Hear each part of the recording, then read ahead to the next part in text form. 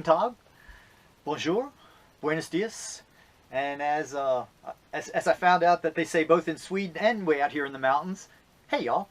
Hi, I'm Timm Muth. I'm very glad to be speaking with you today. Wish we could be meeting in person, but this is what we'll have to deal with. Today I'm here to speak to you about turning fire green. How do we take renewable energy resources and bring them into the glass world? How do we change the paradigm that we're working under so that our artist friends can continue to make stunning glass work without contributing to global climate change or otherwise, affecting our fragile environment. When I was blessed to be able to move out here to the beautiful mountains of western North Carolina, I was presented with an opportunity to develop this county initiative. They had a landfill that was leaking gas. They needed to do something with it. They didn't know what we could do. And I knew nothing about glass, very little about blacksmithing, nothing about ceramics, but I knew that people came here to buy art, and I knew that there was a lot of energy in that landfill.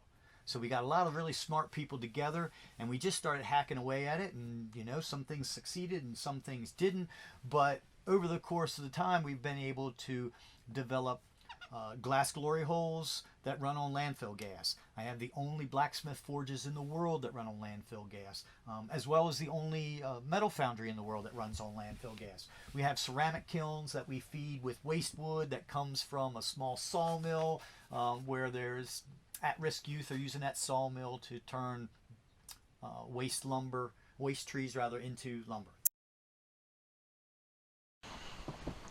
So I know a number of really smart folks that have spent a lot of time and energy on trying to improve the efficiency of glass blowing equipment and thereby reducing the energy costs. Eddie Bernard and Hugh Jenkins and Charlie Correll and folks like that, they've proven time and again that recuperators will absolutely save you as much as 50% of your fuel costs if you install one on your glory hole or on your furnace. They've proven that obviously that if you increase the level of insulation in your holes in your furnaces, you tighten up the envelope to prevent all that heat from leaking out, then of course you're going to burn less gas, less fuel to hit the same kind of temperatures. Those are absolutely necessary tasks that we all need to do. That's a great idea, and I'm thankful to those gentlemen for driving that effort. At the same time, we're still burning methane or propane, right? No matter how little we cut it down to, the fact remains we're still burning fossil fuels. And if we don't move towards using renewable fuels, I feel like we're just sort of putting bandages on this climate scale wound, that we're inflicting upon the world. We're not letting it heal, right? Because we keep pumping that carbon into the air.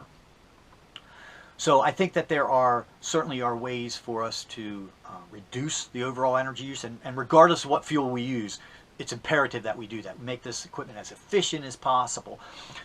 One piece of that is using smaller holes, right? If you don't need a 20-inch glory hole, don't fire a 20-inch glory hole. Fire a 10-inch hole if you've got access to one. My good friends Phil and Chuck over at Mobile Glass Blowing Studios and a few other folks now are making these tiny little mobile furnaces. Most of you have probably seen the baby dragons or mini dragons. It's a fantastic idea to limit your hour of operation, right? Once again, if you're only blowing glass 2 days a week, then why keep a furnace up 24/7? That makes no sense, right? I've heard people use the argument, oh, well, I can't make big work out of that, or I need to be able to come in at any time, blah, blah. My friend Grant Garmazy, I'm sure you all are familiar with his work, right? Incredible solid sculptures that man makes. And I watched him pull every one of those out of baby dragons and now mini dragons, right? So I think that limitation as far as size is more in people's minds than anything else, especially if you're a one-person shop. So being able to get by with smaller furnaces, smaller glory holes, obviously means, as long as they're well designed, that you're going to use less energy. And that's a fantastic idea. Just as an aside too, the idea of having mobile furnaces, is, I think, crucial to get glass out into the community and get people more excited about it. It's a lot easier to go out there and let people see you and get excited about glass than it is to get them to come into your shops. But that's a conversation for another day. So let's talk about two renewable energy resources in particular that I think are very effective and are easily adopted by the glass industry. The first one is biomethane, or biogas, or landfill gas, whatever you want to call it there, all right? This is just flammable methane gas that is created by microbes breaking down organic waste, food scraps, pig manure, whatever, breaking that waste down in the absence of oxygen. When that happens, the microbes that do that put off methane as a byproduct, right? It's like what comes out of a cow's belly. It's the same process. And obviously that methane gas can be captured from landfills and other sources like that. It's imperative to capture that gas because in terms of global climate change, methane is 28 times worse than CO2, right? But if you can capture that methane and burn it, you convert it to CO2 and water vapor. Nothing ever goes away in this world, right? It always turns into something else. But at least that methane, now if it's CO2 and water vapor, we've decreased its environmental impact 20 or more times by using it as an energy resource. I'm fortunate enough at our site that we have an old landfill as part of our property. A tiny little community landfill. But that thing provides me enough gas to be able to burn 2 glory holes at any time, or all 3 of my forges, or a foundry and a forge, or some combination of equipment there. I can hit as high temperatures as I need to. I've had our foundry up 2,700 degrees before just with landfill gas. And there have been people that told me, well, that won't work, Tim, but you know, obviously they hadn't tried it, right? I'm an ADD kind of guy. I got to see it for myself. So, you know, these things just aren't that difficult to use. Obviously, everyone doesn't have access to a landfill. But this digestion process can happen very simply in any number of structures, right? The term anaerobic digester just refers to any kind of tank or container or whatever that you would use to put organic matter in there, to put the microbes in, and let it sort of sit there and cook, and they eat that waste for a while and then put off methane gas. It can be as simple as 2 barrels, one inverted inside another one, that fills up with gas and rises, all the way up to large industrial systems where they're taking food waste from an entire city or county and turning that into methane gas and fuel. Most biogas that you're going to get is going to be a mixture of methane and CO2. Typically it's about a 55% methane and the remainder CO2. My landfill, just because it's small and it's mostly organic material in there, we have a higher methane content, about 68%, something like that. But all of that gas will burn, right? And the thing is if you need to be a little hotter, well, if it didn't cost you anything, you know, put more gas in there. The gas that comes from a digester is also going to be about 55% methane. There's certainly equipment available, scrubbers that you could use to grab that gas, clean it up, pull all the CO2 or anything else out of there, and just leave you just with pure methane. And then that gas, just like the term, you know, natural gas is just pure methane, right? So once you have pure methane, then you could compress it, tankerize it, and send it different places. It's an excellent energy resource. It's easy to use, right? We're already used to using gas, so it doesn't require a lot of different infrastructure. Uses the same burner heads that you've been using all along, same kind of safety concerns and things like that. And it's just so easy, right? Any of these landfills, they've got to get rid of their gas. Most of them, to them, the gas is a hassle, right? They make their money off taking trash in. Dealing with gas for them is just a hassle. So we need to remember when we're dealing with renewable energy resource always that there's a tremendous marketing opportunity there, right? And not in some sketchy gaslighty way of, oh, we're green, right? No, you're able to say, if you use renewable energy resource to make your work, well, then you advertise, this is some of the only work you're going to find anywhere that's made with renewable energy resources. That gives you a marketing advantage, right? Get more sales, or maybe you charge a premium because it's using a renewable energy resource. Maybe you use recycled glass in there, and then you put the two of those together. But there's a great opportunity. And honestly, biogas is easy to use, right? It's easy to put in small digesters that will run off of food from a single household. and they will produce gas, and it's enough gas for you then to cook your dinner on. But these systems, you know, they only hold up maybe a cubic meter of gas. It's nowhere near enough for you to be able to run a glass shop on. For a glass shop, if you wanted to have a digester, make enough gas for a glass shop, you would need to have, you know, a school or university or a bunch of local restaurants all feeding one or something like that, or a really big food industry. That could generate enough gas for you to be able to run a glass shop on. So now I want to talk about something that I'm especially excited about in my role with organic combustion systems, and that's this: vegetable oil. Now normally we only burn waste vegetable oil 100%, that's all we burn, right? But just for demonstration purposes, I was able to grab this from the kitchen, all right? I call this stuff liquid sunshine. And here's my reasoning. Okay, this is canola oil, right? So a canola plant's growing. It sucks in solar radiation from the sun. It mixes in a little bit of water and some nutrients from the soil, throws in a little bit of Mother Earth's magic, and voila, gives us a flammable fuel, you know, highly nutritious. Once it's been used, though, I can take that waste vegetable oil, filter it, and use it for fuel. There's so many advantages to this. And here's one of them right off the bat. No, I'm not going to take a drink. That's pretty nasty. But, right? If I did that with a jug of kerosene or diesel fuel or something like that, I'd be retching right about now, right? I could drink this entire thing. It might not feel that great, but I'm not going to go to the hospital. If I spill this on the ground and my dog drinks it, he's not going to die, right? It's a non-toxic fuel. It's safe to handle. It's not going to explode on me, right? When you're dealing with heavy gases, propane in particular, if you have a propane leak, you have gas pulling up around your feet. If you don't smell it, you don't know it's there until a spark fires off, right? And then you get an explosion. It can stay in an explosive state.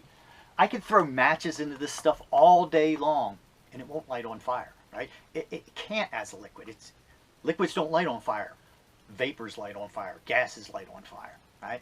So what we've been able to do, and I'm not trying to turn this into an infomercial for my company, but just to make it clear, what we've been able to do is atomize vegetable oil to a point where it is a vapor. And I'll show you in one of these videos here shortly how it moves. And it is in effect a gas. And when you're able to reduce this oil down, I think we have droplets about 5 microns in size, right? When they're that small, they move and perform as a gas would, right? So you have plenty of oxygen around every tiny little drop of oil, so it can light up instantly. Most folks that try to burn vegetable oil are introducing it into a hot furnace as a liquid. Yes, it'll burn, but it's going to smoke like crazy, which means it's an inefficient combustion. It's not easily controlled. It can be really messy. And it's not always particularly safe to do it that way, right? So we set out to design a burner specifically to burn vegetable oil and designed specifically to deliver extremely high temperatures such as those required for glass blowing and blacksmithing and foundry work and the like. So this is a recent testing that we did with one of our vegetable oil burners, and I wanted to point out to you, take a look at how close my finger is to the end of that blast tube. That's about a 3600 degree flame. My finger is maybe less than an inch from it, and it's only like 120 degrees maybe. It's a really impressive amount of heat to be coming out of vegetable oil. So this stuff has been used as a fuel for millennia, right? I think I saw a oil lamp from 3000 BC, something like that. This is what they were using, something along the same lines, right? And the thing about vegetable oil, and when we say vegetable oil, we're really talking plant-based oils, right? You could get that from grains like corn and soybean or canola, right? You could get that from seeds or nuts, peanuts, olives, almonds.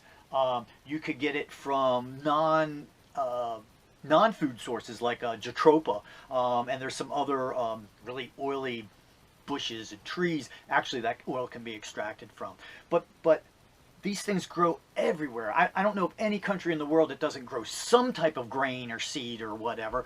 Or even if you don't grow it and have it as a domestic fuel source, the folks at Nwanga Glass over in, I forget if it's Swaziland. I apologize, but I know they're on the African continent.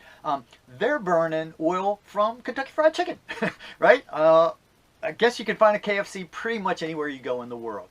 All of our oil comes from a single food truck in town, right? What we found is that most of the large producers, McDonald's or whoever, big restaurants, they already sell their oil to the biodiesel industry, and that's fine, right? That's a great use for it. But these small food trucks or mom and pop places or places where there just isn't a biodiesel industry, there's no one to take that oil off their hands. So we provide them with a free place to bring their oil, right? They can bring it to me anytime they want.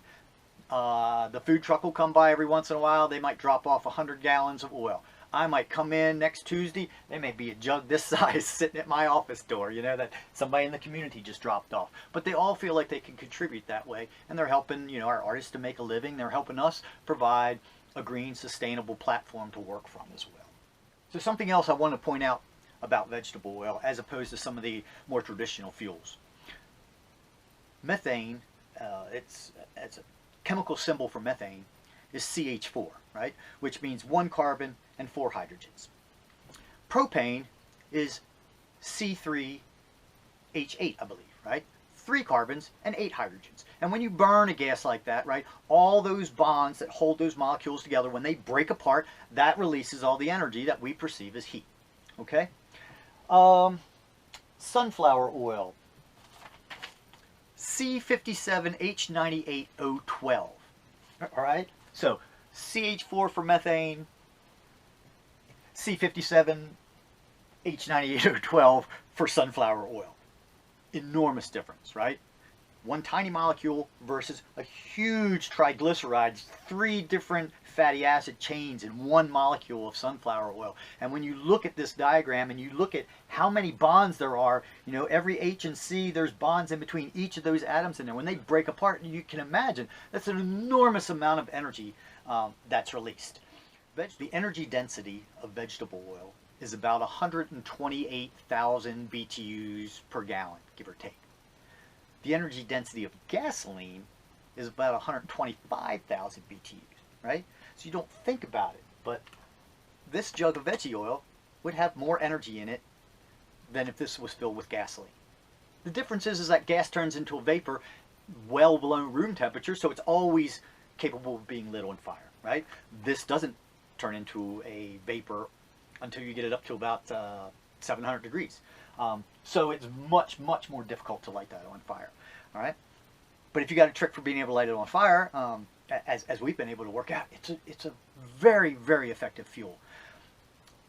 I'll show you a slide here where I lit up one of our gas glory holes, and 10 minutes later, I lit up actually a larger second hole on vegetable oil. And you can see the rate at which these things heated up, right? The gas hole got a 10-minute head start before I fired up the veggie fire hole. 10 minutes after that, the veggie hole had already caught the gas-fired hole. 10 minutes after that, it was several hundred degrees hotter. It's an extremely effective fuel. And in terms of volume of fuel, I can't speak to really large installations because I run a fairly small or normal size shop, right? But I can say this, that the typical glory hole that we fired or baby dragon mobile furnace, they're usually burning, usually it's about maybe 2 gallons in the first hour till things come up to temperature. And then after that, maybe a gallon an hour, 4 liters an hour. Our blacksmithing forges usually go from a gallon for the first hour at most. Then I'm down to like half a gallon, 2 liters an hour after that, right? It's a minuscule amount of oil to get all this heat. It really is mind-blowing when you see how little oil you're having to put in there and how much heat you're getting back out of that. Now, are there some downsides to using waste vegetable oil as a fuel? Yes, there are. All right. I don't think any of them are insurmountable, or at least they're worth it. However, there are some drawbacks, right? Number one, and the biggest one, is you've got to have the time to put into it, right? You have to be willing to go out and collect oil, and you make those partnerships, collect oil from people, filter the oil, store it. You have to deal with the hassle if you spill some on the floor, or if, you know, like happens to me sometimes, raccoons come in and raid my oil jugs. You know, so there are some hassles with that. And it does require a different infrastructure. You cannot easily take this oil and run it through the same gas burners you've been using, right? There are some rudimentary drip systems that you can do. You can get online, you can see all kinds of oil burners. I'll show you ours here. We've spent about 3 years now trying to perfect this so that we can burn this oil extremely efficiently and extremely hot. And I will say, as a little aside, if you don't believe that we can burn these things hot enough, ask Phil Vincent at Mobile Glass Blowing. The first time we went down and did a demo with them and brought one of our oldest burners along, I accidentally melted some of the inside of his furnace, like melted his refractory. We didn't have any idea that it would get that hot. Phil didn't have any idea that the insulation couldn't handle that level of heat either, right? We estimate we were up probably close to 3,000 degrees. So, you know, they know to limit the amount of heat that they put in there. We know to keep that thing dialed back and don't just let them rip all the time. I was recently able to connect with Mel Johnson up in Whitehorse, Canada. They have Lumel Studios there, if you know them. And one thing that they shared with me at St. Petersburg last year was that they're so far out there that any propane they use has to come in on a barge. That makes it inordinately expensive. And since they are so far up, I mean, I think they're almost at the Arctic Circle. There's very little for young people to do, so it's very easy for them to fall into drug abuse and alcoholism. And Lou and Mel, bless their hearts, you know, they're determined to build glass studios up there and teach those folks how to blow glass and how to use their skills and their attention and their focus to make something beautiful in the world and improve their lives. But if propane's that expensive and they have problems with tanks freezing up and whatnot, that's an issue. When they met us and we started talking about vegetable oil, Lou kind of laughed and said, well, where do you think canola comes from? It comes from Canada. She said, I can get this stuff all day long for free, gallons and gallons and gallons of it. So for them, being able to burn vegetable oil, a completely renewable resource, is not only the smart thing to do and the conscientious thing to do, it's also the most cost-effective thing for them to do. And I think there are many instances like that, maybe that just people haven't recognized because they didn't know where to look, or they just didn't want to put in that extra effort. Remark Glass in Philadelphia, we were recently able to partner with, and they wanted to have a glass shop that would be no fossil fuels at all. And Becky has her shop is set up, my understanding is in like an old school building where there's lots of little stores and boutiques and restaurants and cafes and things like that. She was able to partner with enough restaurants within her actual building to meet all of her oil requirements that she's going to need to run her entire shop, right? And that's fantastic. She doesn't even have to go outside. She can go to the That's providing a service to her friends there that run the cafes because they've got to get rid of the oil. So she can go in there, take that off their hands, do them a solid favor, and then she's getting her fuel source for free. It's an ideal situation. Last year I had an opportunity to travel up to Chicago to meet my friend Tracy Kirchman up there, who was working at Richland High School. And they had put in a small glass studio there. And when Tracy was trying to do that, one of the biggest pushbacks she got from the administration was they didn't want her to have big tanks of propane in the studio or sitting right outside. For them, that was just a deal breaker. When she went to them instead and say, hey, how about if I burn vegetable oil instead? They said, well, we don't care. We have vegetable oil in the cafeteria all the time, right? Completely changed the conversation. There was no longer any concern at all about explosions or safety hazards there. The biggest safety hazard you have to worry about with this stuff is if you spill it on the floor, you might slip and fall, right? So that can really change people's So one of the sustainable energy resources that's just finally starting to be considered uh, is green hydrogen.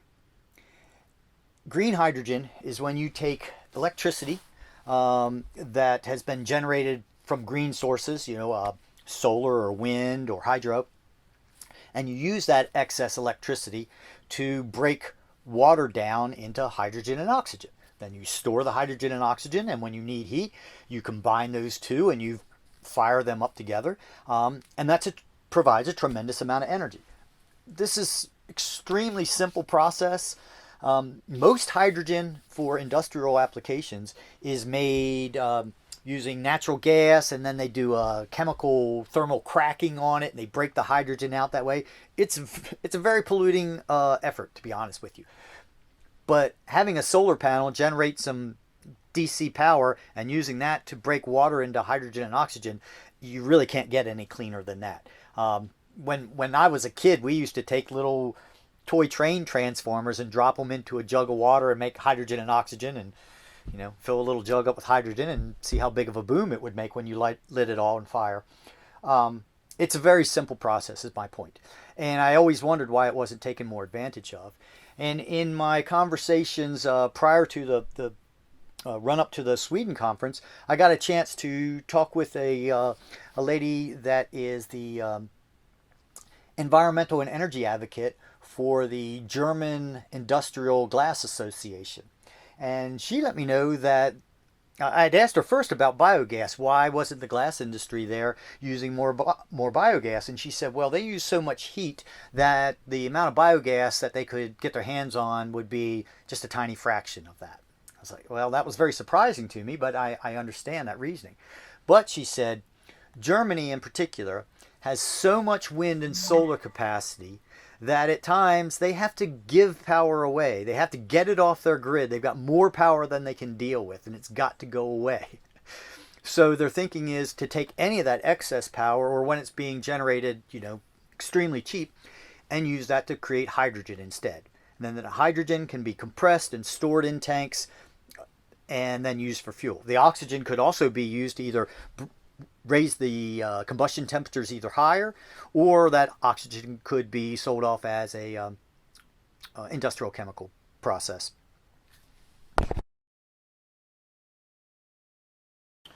So to wrap all this up,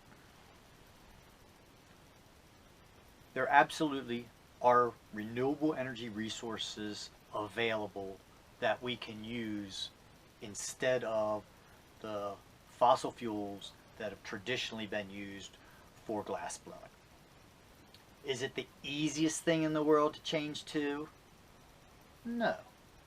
Is it the right thing to do? Absolutely. Right?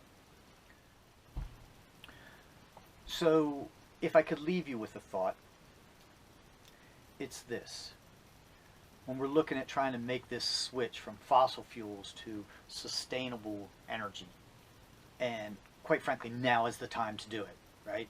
We've proven that we can do without petroleum. So now is the time to make this change. One of my favorite quotes is by the inventor and scientist Buckminster Fuller. And what he said was, you never change things by fighting the existing reality. To change something, what you do is you build a brand new model that makes the old model obsolete. Right? All my life I've heard people say electric cars, never going to happen, right? Not powerful enough, not fast enough, nobody wants to drive one, can't go far enough, blah, blah, blah, blah, blah. No, no, no. Then Elon Musk turned around and proved them all wrong, right? Now every car manufacturer in the world is making electric cars, and probably within the next 10 years, gas cars will almost be a relic of the past, right? If you had kept trying to make fuel economy of gas-powered cars better and better and better, well, that would reduce its impact, but at the end you're still burning fossil fuels, right? If you have a propane glory hole and you make it more and more and more efficient, that's good, but you're still burning fossil fuels, right? If we can shift over to burning biogas or waste vegetable oil or green hydrogen or something like that, then that's the way I believe that we have a moral obligation to move. So that, my friends, is the end of my talk. I hope I didn't ramble too much. I I look forward to meeting and talking with as many of you as possible.